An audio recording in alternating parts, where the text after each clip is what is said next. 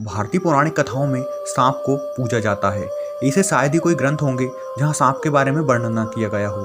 कई देवताओं ने भी सांप के रूप में अवतार लिया है।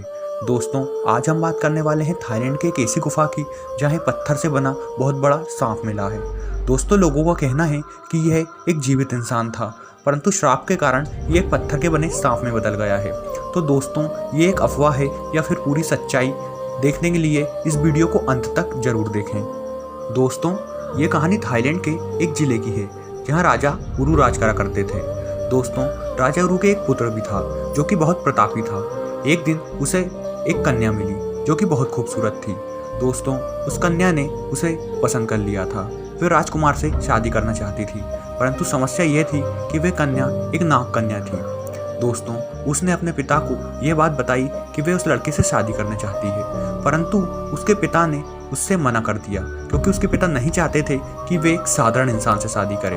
वे चाहते थे कि वे एक नाग से ही शादी करे, परंतु उस नाग कन्या के बहुत जिद करने पर उसके पिता मान गए थे और 7 दिन तक उन्होंने स्वयंवर करने के कारण इसके बाद उस लड़की की शादी उस राजकुमार से कर दी थी। अब वह लड़की राजकुमार के साथ रहने लगी थी। धीरे धीरे ऐसे ही दिन बीतते चले गए थे और वह सब ठीक चल रहा था।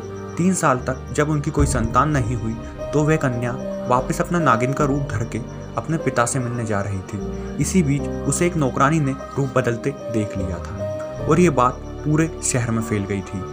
नागिन बनते ही उस नाग कन्या की तबीयत थोड़ी खराब हो गई थी, जिस कारण से वे वापस इंसान का रूप नहीं रख पा रही थी। दोस्तों, धीरे धीरे ये बात विष की तरह पूरे शहर में फैल रही थी और पूरे शहर उस लड़की से नफरत करने लगा था। अब ये बात उसके पिता को भी पता चल गई थी। उसके पिता उससे मिलने आए और उसकी हालत को देखकर बहुत ज़्यादा परेशान हो गए थे।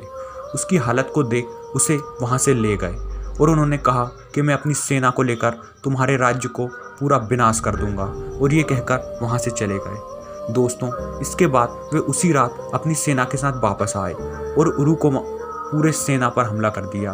उरु की पूरी सेना खत्म हो गई थी और उन्होंने पूरे राज्य को भी मिटा कर रख दिया था और उरु को एक पत्थर के सांप में बदल दिया था और श्राप दिया था कि तुम जब तक पत्थर के बने रहोगे तब तक यहाँ पर एक फिर से नया शहर नहीं बच जाता। तो दोस्तों, पौराणिक कथा तो यही कहती है कि वे जो पत्थर मिला है वे उरु ही है और वे 2023 में फिर से जिंदा होगा। तो दोस्तों, आपको इस कहानी में कितनी सच्चाई लगती है हमें कमेंट कर जरूर बताएं और ऐसे ही और वीडियो देखने के लिए हमारे चैनल को जरूर सब्सक्राइब करें। धन्यवाद। जय हिंद, जय भारत।